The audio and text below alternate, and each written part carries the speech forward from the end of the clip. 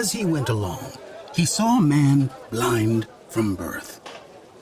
His disciples asked him, Rabbi, who sinned, this man or his parents, that he was born blind? Neither this man nor his parents sinned, but this happened so that the works of God might be displayed in him.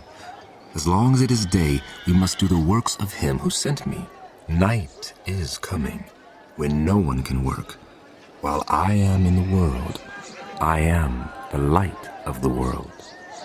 Having said this, he spit on the ground, made some mud with the saliva, and put it on the man's eyes. Go, he told him. Wash in the pool of Siloam. This word means sent. So the man went and washed and came home seeing. His neighbors and those who had formerly seen him begging asked, Isn't this the same man who used to sit and beg? Some claimed that he was. Others said, No, he only looks like him. But he himself insisted. I am the man. How then were your eyes opened?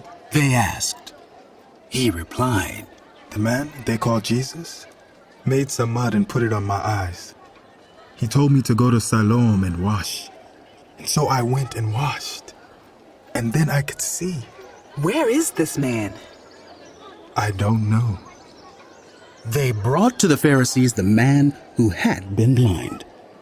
Now the day on which Jesus had made the mud and opened the man's eyes was a Sabbath.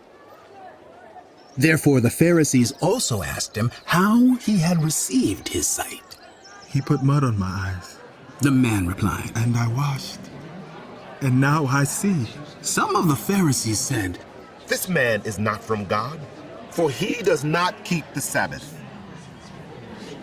But others asked. How can a sinner perform such signs? So they were divided. Then they turned again to the blind man.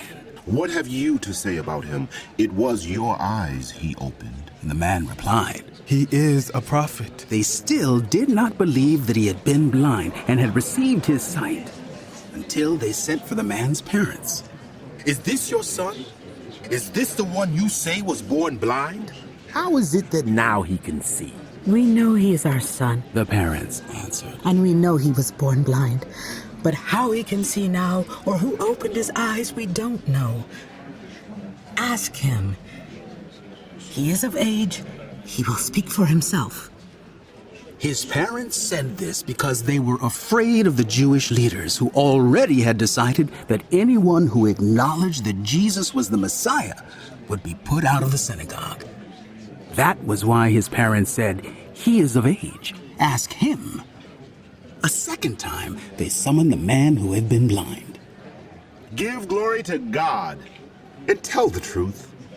We know this man is a sinner. He replied, Whether he is a sinner or not, I don't know. One thing I do know, I was blind, but now I see. Then they asked him, What did he do to you? How did he open your eyes? He answered, I have told you already, and you did not listen. Why do you want to hear it again? Do you want to become his disciples too? Then they hurled insults at him and said, You are this fellow's disciple? We are disciples of Moses. We know that God spoke to Moses. But as for this fellow, we don't even know where he comes from. The man answered, Now that is remarkable. You don't know where he comes from. Yet he opened my eyes. We know that God does not listen to sinners. He listens to the godly person who does his will. Nobody has ever heard of opening the eyes of a man born blind. If this man were not from God, he could do nothing. To this they replied, You were steeped in sin at birth. How dare you lecture us? and they threw him out. Jesus heard that they had thrown him out, and when he found him, he said, Do you believe in the Son of Man? Who is he, sir?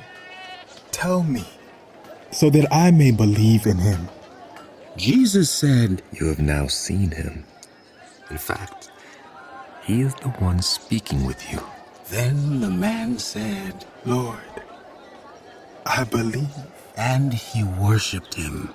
Jesus said, For judgment I have come into this world, so that the blind will see, and those who see will become blind. Some Pharisees who were with him heard him say this and asked, What?